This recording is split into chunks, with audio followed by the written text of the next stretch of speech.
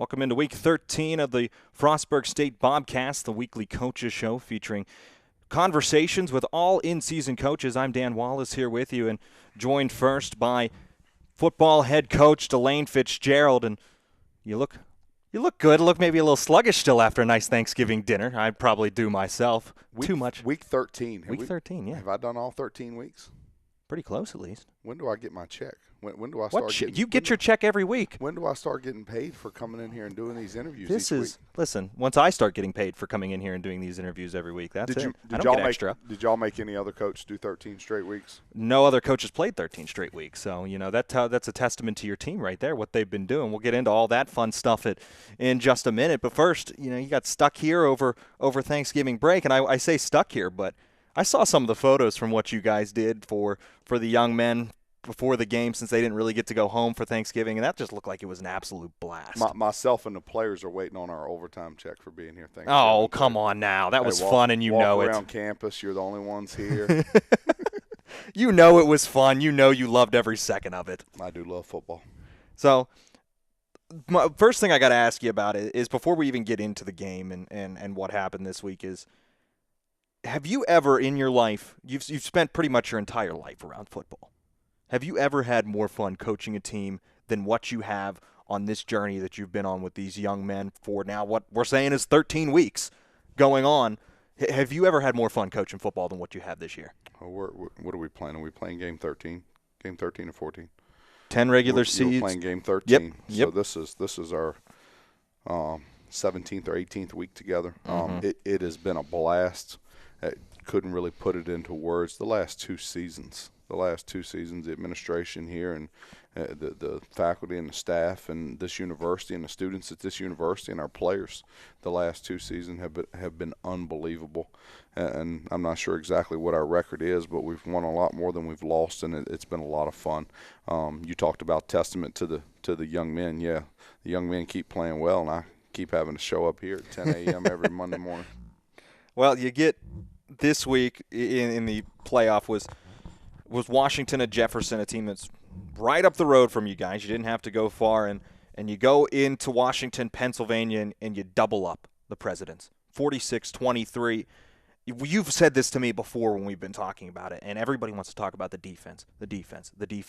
You put up 46 points against the Presidents. The Presidents are an offensive team. That's what they're known for, but still, 46 points. You have one of the most high-powered offenses in Division III football this year that gets overlooked week in and week out. What a performance they put on in the second week of the playoffs. Well, when you guys want to talk to me about defense, I switch it to offense. Exactly. Oh, okay, so here we go. go. Y'all want to talk about offense, let's switch it to defense. Go for it. Offense played fine on Saturday. We were bigger and faster and stronger than Washington and Jefferson, so we were able to flex our muscles a little bit and be in the physicality, overwhelm them and wore them down. If their middle linebacker didn't run sideline to sideline and make 18 tackles against us, we'd have scored 60 or 70 points.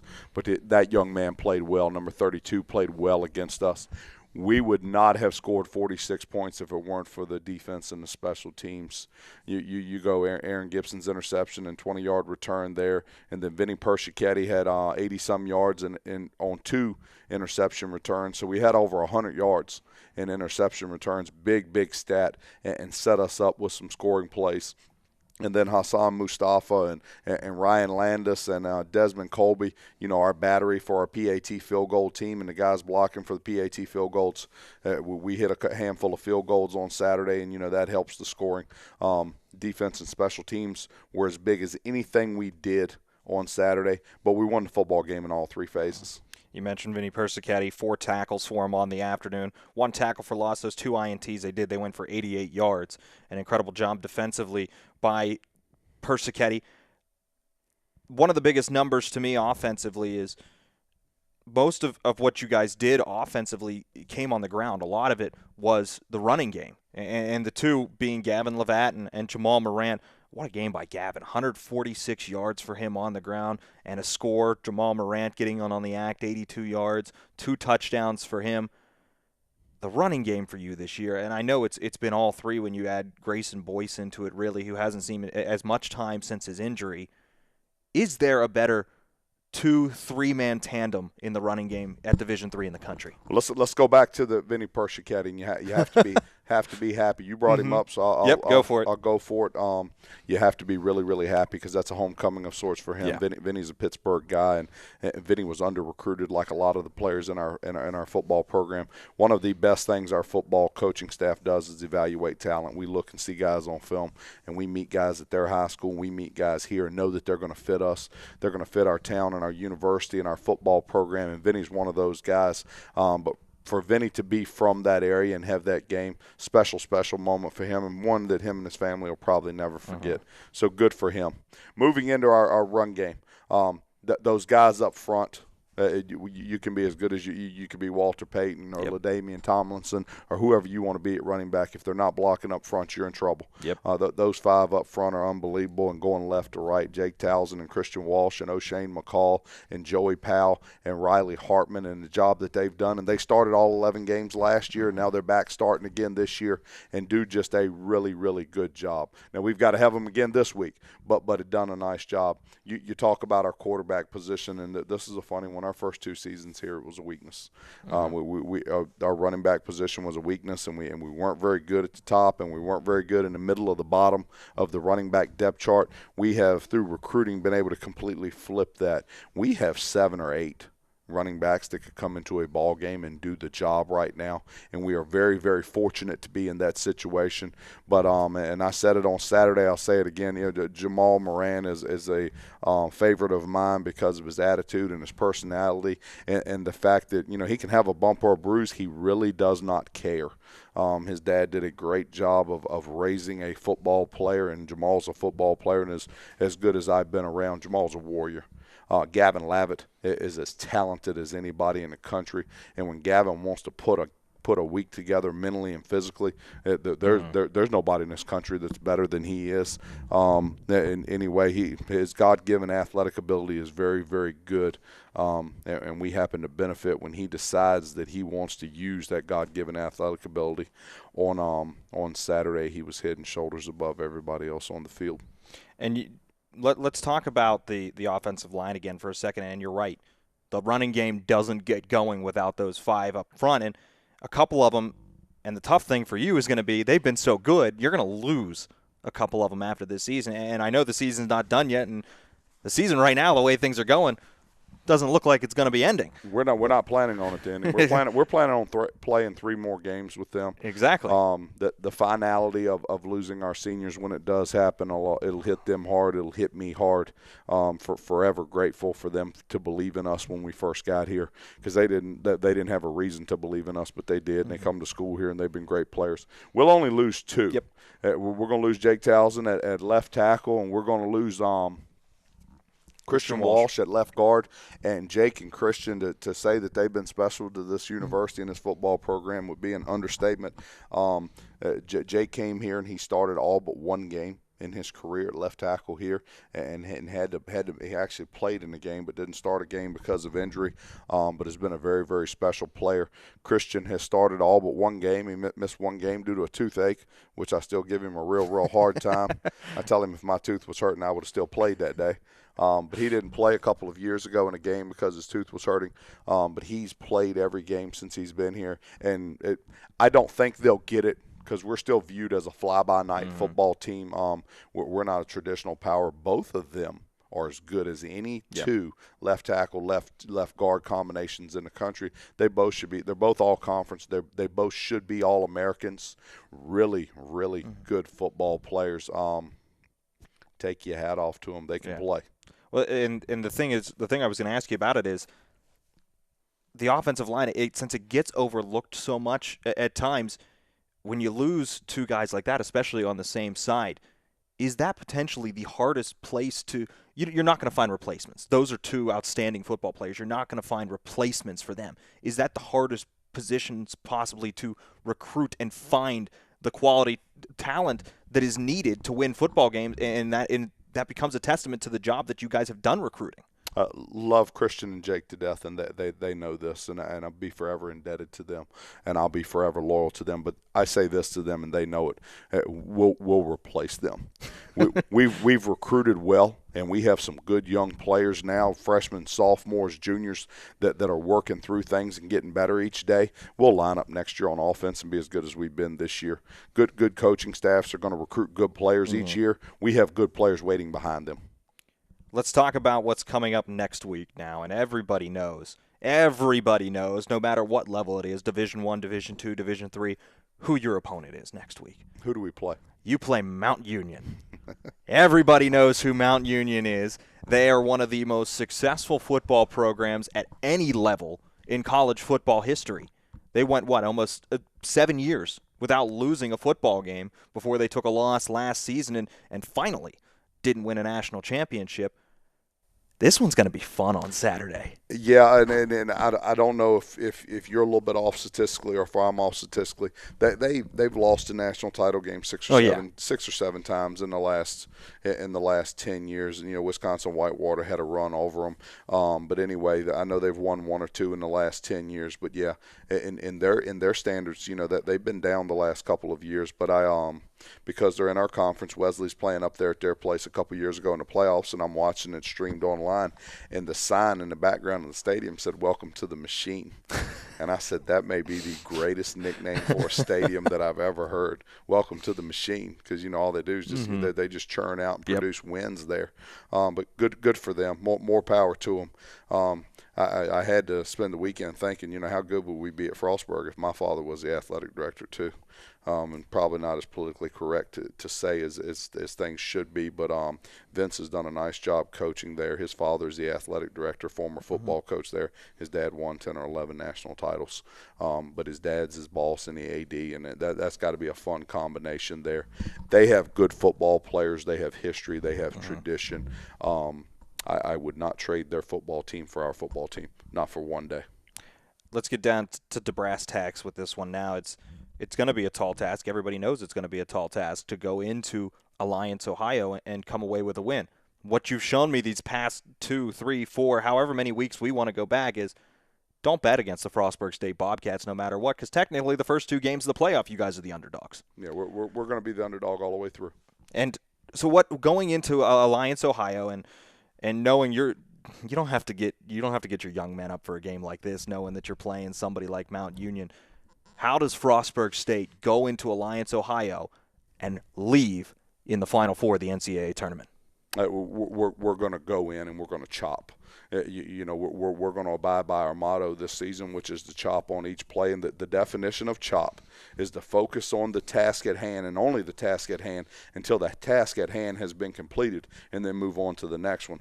And translating that into football terms, we're going to focus on the next play and only the next play until the next play is completed, and then we'll move to the play after that. And if we do that and we put together 80, 85 plays, good plays on Saturday, we're going to be fine. Should be a very, very good football game. We're the underdog. I don't know what seed we are in this tournament, but we're way down. We don't get the respect we deserve. We are very cognizant of the fact that we don't get the respect we deserve, and it's part of the reason we play the way we do. But we're when the so-called experts come out with their picks on Thursday, Friday, and Saturday morning, we're going to not be picked, and that'll be just fine because we weren't picked the last 2 weeks either. For those of you that don't know where Alliance, Ohio is, it's not that far. So if you can get in your car and make the drive, make your way out to Alliance, Ohio. It's right between, give or take, right around Youngstown and Akron, somewhere smack in the middle of those two. Probably about a 2.5 hour drive, you say, something like that? About 325. 325, all right. And that's on a school bus now, on the Trailways bus, but 325 from Frostburg. So, no, it's not that far. That they are very close to Canton, Ohio, in the NFL Hall of Fame. And we'll stay in Canton and then drive up on Saturday morning and play because it's about 20 minutes away. Should be a great trip for our young men. Should be a great trip for our university and our football program. So for those of you that can make it out there, make a weekend out of it. Go to the Hall of Fame in Canton, Ohio, if you can. If you've never been there, it's fantastic. Go see the Frostburg State Bobcats take on Mount Union. It'll be a fantastic game in the Elite Eight of the NCAA tournament. Coach, thanks for talking to us. We'll talk to you again next week, hopefully heading into the Final Four. Dan, thank you for having me. Joining me now on the Bobcast is men's head basketball coach Webb Hatch. Coach, a good week for your boys, surrounded by the Thanksgiving break. You start the week off with Marietta, a highly ranked opponent nationally, ranked 13th in the country when you guys played them. You had a strong showing against Marietta. Then you get a win yesterday afternoon against Washington College. Let's start with that game against Marietta. It's a game that, coming into it, it's probably a game that Marietta is expected to win. You gave them a very, very tough test. You're leading Marietta at halftime. They made some second-half adjustments and ended up running away with the game later on. But you got to say that it was a good showing from your boys, and a couple players have really shown out, especially, in my opinion, looking from last year to this year. One of the biggest improvements has been Daniel Alexander. Yes. We played with them the first half. I think we were up 2 at halftime. And they did a much better job on us defensively the second half. I think we only shot about 30%. And we did not do a good job of executing our offense. And they had a couple players that we knew were very good scorers, and we didn't get out. Their point guard, whose name escapes me now, but Dylan Young. Okay. He's a very, very good player. I think he was 5 for 9 on threes for the game, and we gave him a couple of wide-open looks. But they're a good ball club. They're nationally ranked. They've been in the top 25 probably the last 3 or 4 years, made the NCAA tournament and won some games. So we were an underdog, but you're still disappointed in that we played with them well enough to lead at halftime, and then they went on a run of about 17-4 against us, and we couldn't overcome that. To get to the game yesterday at Washington College, another overtime game for us.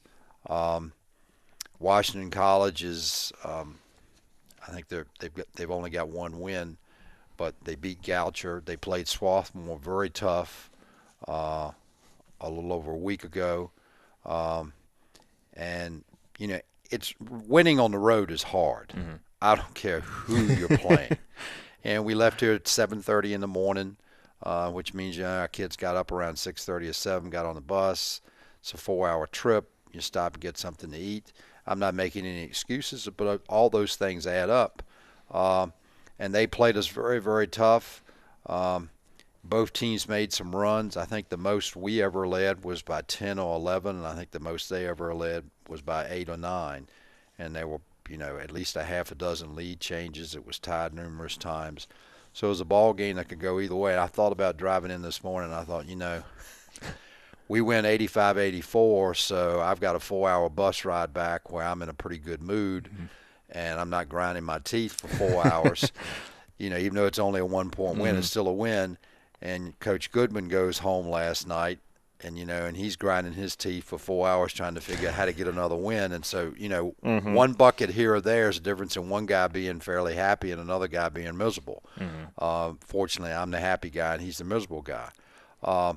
Lawrence Pettis, nobody wins the game single-handedly, No. but we're down 1 point with 10.5 seconds left and no timeouts in overtime. And we had a play that we wanted to run, and we weren't able to run that, and he had the presence of mind to keep his dribble alive, and he's extremely quick, and he was able to get by his guy off the dribble, and they didn't rotate anybody to cut him off, and he went in and got a little layup and put it off the glass, and it's a ball game. That's the second game that he's been involved in where he made a very, very key play late up at Case Western at the end of the first overtime. We had to go with 8 or 9 seconds left, and we said, hey, we just push it up, and whoever has a shot, take it. And he had the presence of mind to push it up the floor. He saw Jordan Johnson open on the wing and hit him, and Jordan knocked down a 3. So Lawrence is a very, very smart player. He's as quick as anybody in the conference as far as, off the dribble. And he's not afraid. So it was a great play by him. I mean, he wasn't the only kid that played well, but, he kind of gets to glory because he hit the shot at the buzzer.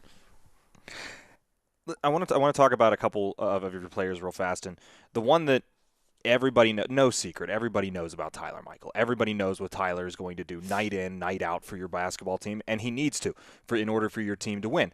18 points against Marietta this week, 26 against Washington College, but something that I've noticed this season, I already mentioned Daniel Alexander. Yep. It seems like there is a lot more balance with with this team than there was a year ago. When you look at the other contributing pieces, Lawrence Pettis had 26 yesterday against Washington College. Daniel Alexander had 16 whenever Tyler Michael got shut down in the second half against Marietta. And Edwin Cole picked up a double-double yesterday with 15 points and 11 rebounds against Washington College.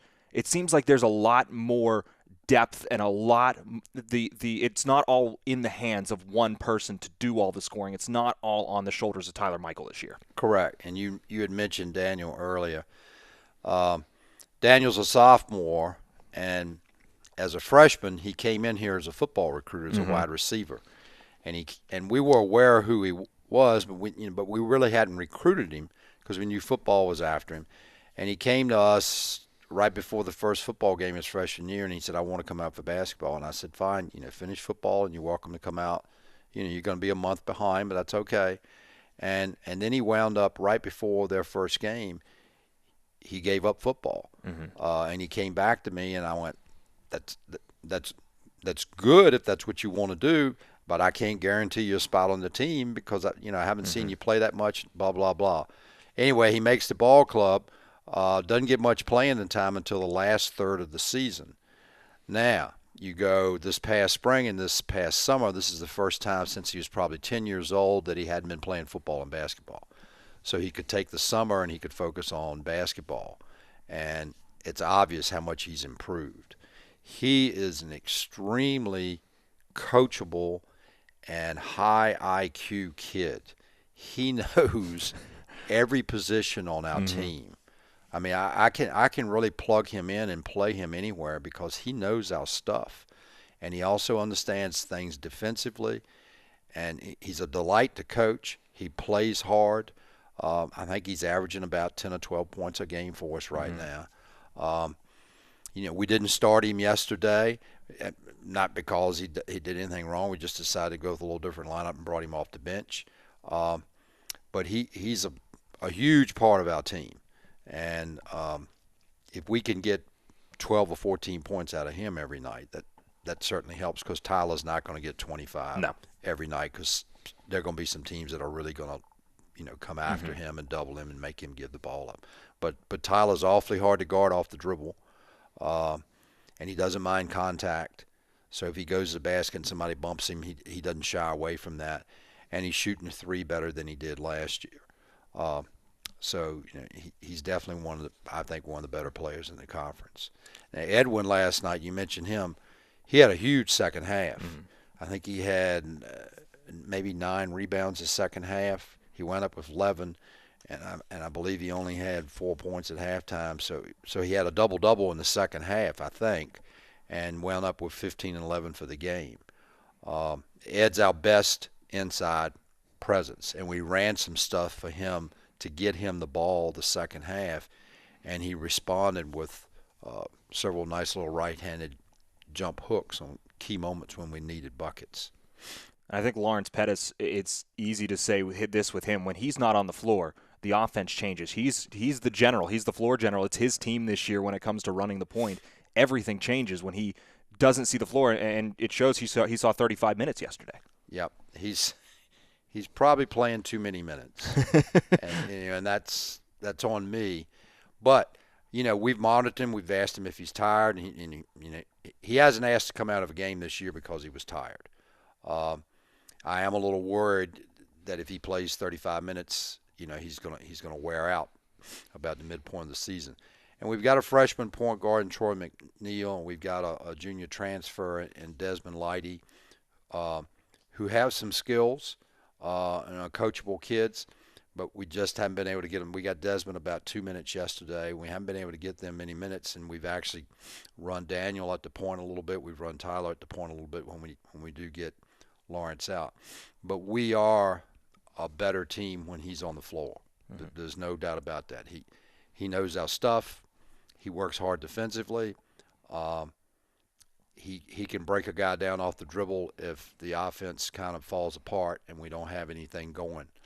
And he's very unselfish in that he doesn't mind giving the ball up.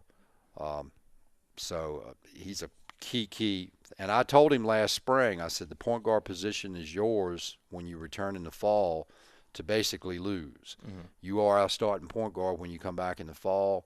I don't expect that anybody's going to beat you out, but I want you to know that's how we feel about it. He's as quick as anybody in the conference. Now, I know we haven't played any conference games yet, but I've got some familiarity with the teams in the conference, and I don't think anybody's going to be quicker off the dribble than him. His size is a little bit of an issue because he can get shoved around a little bit. But he's, again, not afraid of contact. Mm-hmm.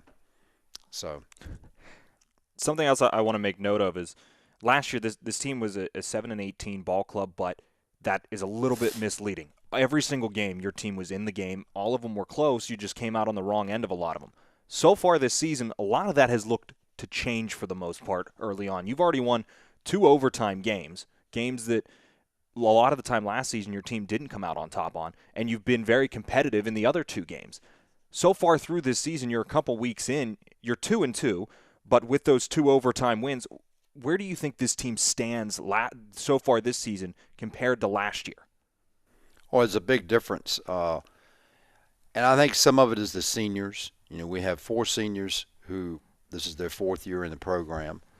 So, you know, they want to make the conference tournament. They want to have a winning record, which we haven't done in the previous 3 years. So I think that's a huge thing. Even though they're not all playing huge minutes. And then we've got 2 other seniors, Darren Campbell and Greg Gibbs.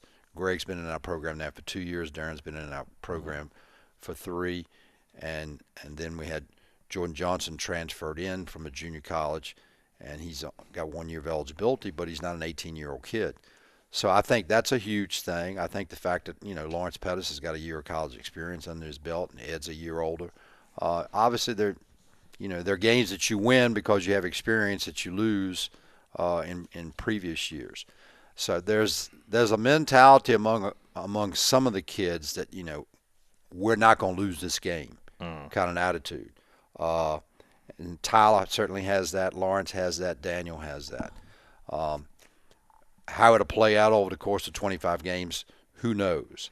But I think they have some confidence that, hey, Coach, if you can get me the ball in certain situations, I know I can at least get a shot off, and I'm confident that I can make that shot. And then they also are willing to lock down and play defense, you know, when they have to. Our defense still needs a lot of work. We gave up too many open threes last night.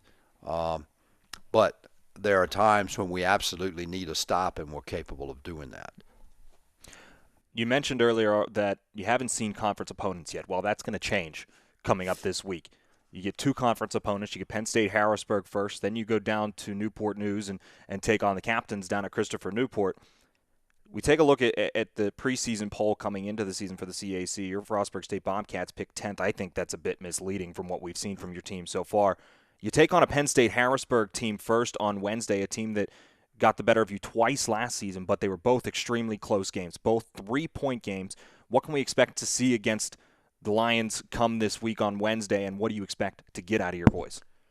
Well, I haven't watched any video on them. That's the project today and tomorrow, and it's Coach Johnson's scout, so he's already started. I know they're 0-1 in the conference. I think Wesley beat them by 2 points maybe right before Thanksgiving. But I believe they got off to a 3-0 start. They've got size. They'll be a difficult opponent. I mean, you know, like you said, I think they've beaten us 4 straight times. We could go back and check on that, but I know they beat us twice last year, and then the previous year we had 2 real close games with them. So we'll have to play well. The Capital Athletic Conference, I've said this for years. I think it's one of the 6 or 7 best Division III basketball leagues in America. And so every night you have to be ready to play because there are coaches who know how to coach, who get their teams ready, who recruit good players, and if you don't show up prepared, you'll get your hat handed to you. So, you know, we got picked last in the conference. I don't put a whole lot of value on that. You can say, well, use that to motivate your kids. Kids are aware where we got picked. I think we have the ability to surprise some people, but we're worried about that, and that'll all shake out by the end of February. But this is a huge stretch coming up because we've got 4 conference games in 2 weeks, 2 at home and 2 away, and we really need to take care of business with the home games. So hopefully we can get this one Wednesday night, get off to a good start, and be 1-0, and then we, move on and deal with the next one down at CNU, which is Coach Krikorian does a great job. He's got another good ball club back. He did graduate a great player in Tim Daly, but I think they're off to a 4-0 start. I know they've beaten Randolph-Macon. They won the Hood College tournament, and I recall who else they've played. So every game will be very, very, very competitive, and we have to be focused and ready to play every night. This game Wednesday night is a red-out game at home, so I got 100 red T-shirts I'm giving out to students at the game. We're encouraging everybody to wear red. We've got the FSU band is going to be playing. So hopefully it'll be a great atmosphere, and that'll help us be fired up and play well. Well, if there's one thing I've learned, Coach, there's no better way to get kids to a basketball game than to give them free T-shirts. Simple as that. Coach Webb Hatch, thanks for joining us. We'll talk to you again next Monday. Thanks. Joined now by women's head basketball coach Carrie Saunders. And Coach, a little bit of a slower week for you guys after the Jim Crawley tournament, Mount Aloysius, all that fun to open up the season. Just one game this week, and it was against Eastern Mennonite, a game that challenged your girls a little bit early on, and then they ended up running away with it a little bit later on in the game, a 14-point victory. But we saw again what we've seen really for the first couple weeks of this season, and it's just when Victoria Diggs wants to take over, there's simply nothing anybody on the other side can really do to stop her. Yeah, I mean, she's a great player, and she does, kind of take over games, and she hits some big shots for us. But that game on Tuesday evening was a game that every single one of our players contributed. There were some huge shots from some other people that really pumped our girls up. They've kind of learned to not necessarily expect a certain play out of Diggs, but it's the rest of the team that really gets us going. So it was an exciting team win for us. Megan Kelly getting in double figures that night as well with 15. A lot of it from beyond the arc. That's really her game, is the outside shot. Sydney Stotler started to get her game going for the season. 14 points for your sophomore post player. So far this season, we've seen a 3-1 record, and it looks so far to be a big improvement from what was already an improvement last season for your team, finishing fifth in the Capital Athletic Conference standings. Where do you think so far after 4 games through this season that your team stands in comparison to where it was at this point of the season a year ago? Well, we talked about that in the beginning of the year about how successful we were last year, but when you think about our overall record, it still wasn't as successful as it could have been. And we talked about that going into the season, is we have to win these non-conference games. Just because they're non-conference, we can't just forget about them. Yes, if you look at our conference record last year, we had a winning record. But if you look at our overall, we really dropped the ball in some conference games last year. So that was our big thing going into this year, is if we win some of these conference games, or non-conference games, then when we get to conference, we're going to have some confidence in us that we did beat some good non-conference opponents. So that was kind of a lot of the conversation going into the season, and I think that we've done a good job of winning some of those big games. You already gotten revenge on one team, and you can look at it as a measuring stick game for your team on Tuesday. You beat Eastern Mennonite, who beat you a year ago.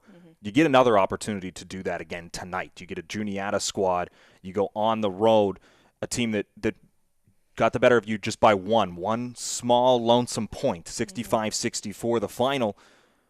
Coming away tonight, first off, what can we expect to see against Juniata? What do you know about Juniata? And if your team can come away with the win, what will this tell you about the growth of this team and so far this season against a team that you told me prior to getting on the air that you think is better than what they were last year? Yeah, I do think, watching film and seeing who they've beaten, I think they are a little better than they were last year.